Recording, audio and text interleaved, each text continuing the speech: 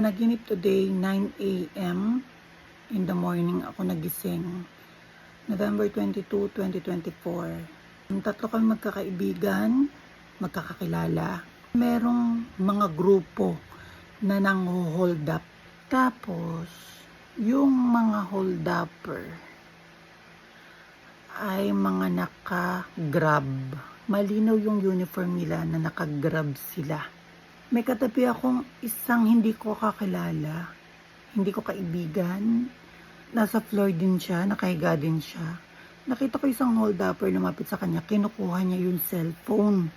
Tapos nung nakita ko yung cellphone ko, inilalagay kong pilit doon sa ilalim ng short ko, sa likod, para hindi makuha.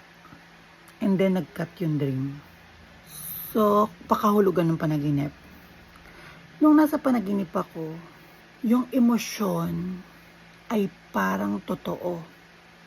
May takot ako habang papalapit sa akin yung hold-upper na feeling ko pwedeng kunin niya yung cellphone ko. Takot ako kasi na-hold up kaming lahat. So, since may takot, ibig sabihin frequency. Nangyayari siya kanina habang natutulog ako sa ibang tao na merong grupo ng mga tao na nagtatrabaho sa Grab. Ibig sabihin, kahit anong type ng katulad ng Grab or mismong Grab. Ine-emphasize sa panaginip ko yung damit mismo ng mga Grab.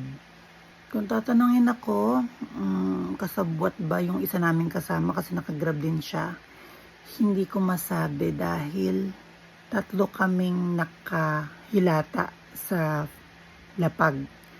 Pero yung isa, hindi ko na siya nakita na katabi namin doon sa semento kung saan kami nakahiga. So frequency, kasi may takot. Hindi siya prediction kasi hindi siya parang film na nanonood ka lang na walang emosyon dahil nga hindi pa nangyayari. Mag-ingat ang lahat. Nagkalat na naman ang mga masasamang tao. Kada lalabas tayo ng kalsada, kada papasok tayo sa mga trabaho natin, ang pinakasandata lang natin ay faith na walang masamang mangyayari sa atin.